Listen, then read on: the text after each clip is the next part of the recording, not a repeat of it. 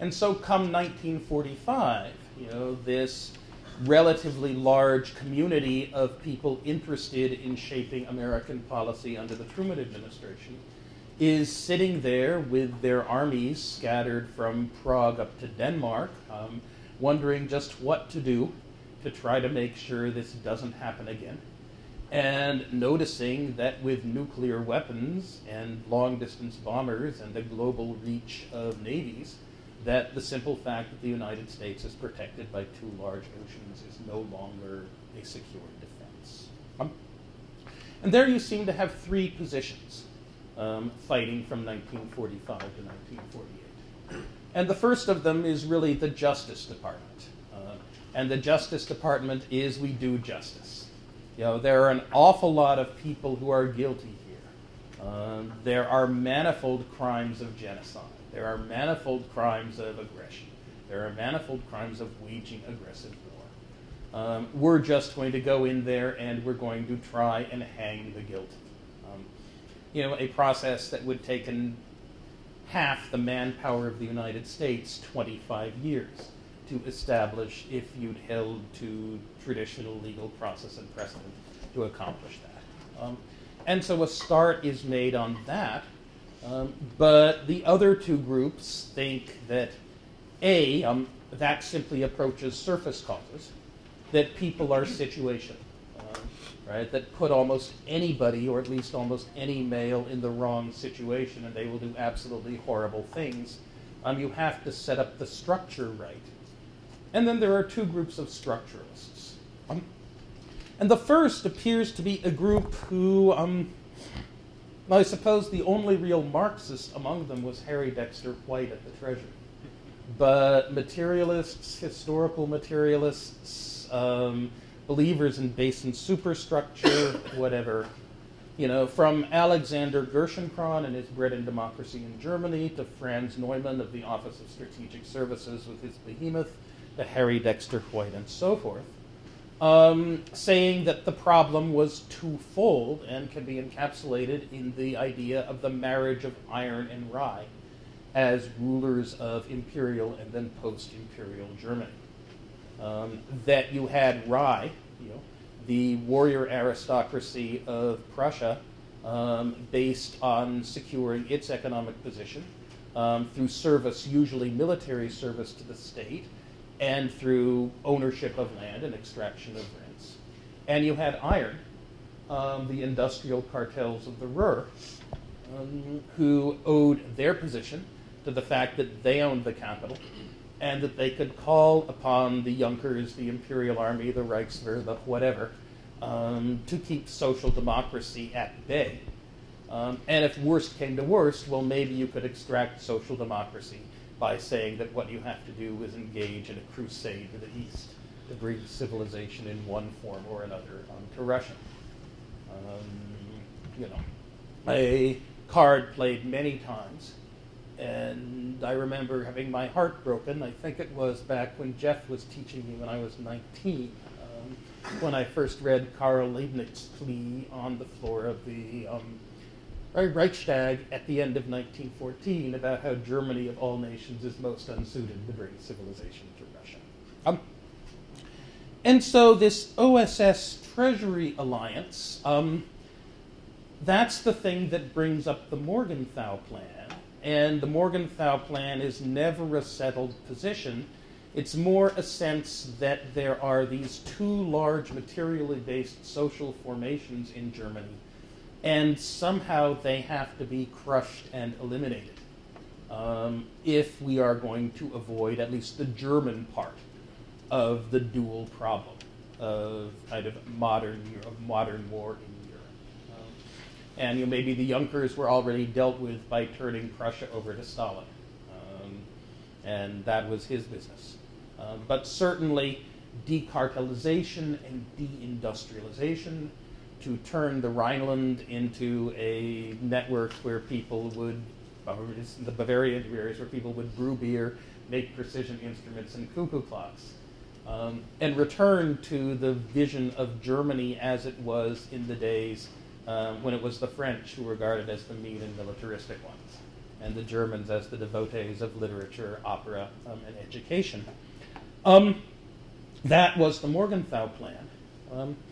That then ran head-on into state and war. State, which very clearly soon wants a rapidly growing Germany to fit into its plans for economic restructuring and a Europe-wide continental market that will do many of the good things that the continental-wide market did for America in the late 19th and early 20th century. And war, or then defense, which fairly quickly, decides, and we can see this remarkably early, right? We can see this in the middle of 1945, if not earlier, thinks it likely that we'll have to fight the Russians and would much rather fight the Russians in the Fulda Gap and in the ruins of Würzburg than fight them on Long Island. And it wants the Ruhr industries there to provide support, as well as wanting generals von Manstein and Guderian there to warn them as to what's about to come down on them. The state and the war position wins, and the state and the war position wins entirely and utterly and completely. And I'm still not sure why. A bunch of it is that Marshall and Atchison are better bureaucratic warriors than are their equivalents at Treasury. A bunch of it is that Atchison meets Harry Truman when he comes back from losing the 1946 congressional election, while Harry Dexter White does not, is off doing whatever Harry Dexter White was doing in those days, which remains remarkably unclear, even 5 years later. A bunch of it was simply the imperative of providing relief, and a bunch of it was simply luck. But whatever, the idea that we go for integration and prosperity turned out to be a wild and extraordinary success, composed of two bets. A bet on social democracy at home among the governments of Western Europe, and an unwillingness to let the Marshall Plan money flow rapidly, at least, to governments that were either not social democratic enough or too social democratic. That Paul Hoffman loved to threaten Clement Attlee with cutbacks in his next Marshall Plan allocation if Attlee proceeded to take any further steps beyond those that Hoffman thought were wise in terms of enlarging the state sector of the British economy. And second, call it Keynesian hegemony.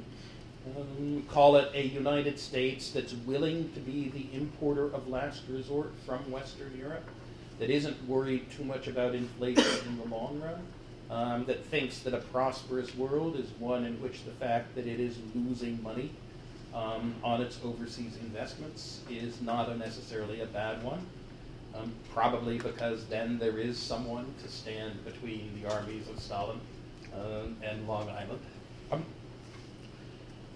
And then one wants to draw contrasts between that, on the one hand, and the post-World War I, we now called anti-Keynesian view that a proper restoration of economic health requires that debt burdens be paid and moral hazard be kind of guarded against. And the question of whether the analogies between the present and the past are enough that we should take such lessons from the differing results following from say, the return to the gold standard at the parity of $4.86 to the pound, and the repayment of war debts after World War I, even stretched out war debts, and the simply let the money flow Marshall Plan, followed by the kind of subsequent extensions of it under the guise of the Pentagon. A Keynesian hegemony of the 1950s and 1960s. Now, right now, it's very clear that after some hemming and hawing, the United States, or at least the technocratic levels of the U.S. government, have swung quite firmly behind the first. That is, you now hear Undersecretary of the Treasury Lael Brainerd calling for pro-growth policies in Europe. And you hear Tim Geithner telling the Europeans to be much more aggressive in terms of leveraging up the recovery and rebuilding funds they have in order to make them of truly extraordinary economic weight than Tim Geithner dared to do himself in 2009 and 2010. In Europe, though, calls for pro-growth policies appear to be heard very differently than they're meant in Washington. And to the extent that there is a debate at all, it's a debate over whether there is symmetric adjustment or whether adjustment has to take place in the South. Now, adjustment in the South requires the cutting back on social welfare programs and on government expenditures in the South, and also substantial reductions in nominal wages within the Euro framework. Symmetric adjustment says that has to come along with significantly higher than 2% inflation in the northern half of the Euro, so that deflation in Southern Europe is balanced by inflation in Northern Europe, and the continent as a whole hits its 2% per year inflation target. And also by a willingness of Northern Europe to become an importer of last resort to some degree. That is, to play the role that the U.S. played in the 1950s and 1960s until Richard Nixon got a little bit tired of losing to too much hard currency and slammed it down in the early 1970s. Which way will it go? I have no idea. How actual valid are all these historical analogies? Again, I am uncertain.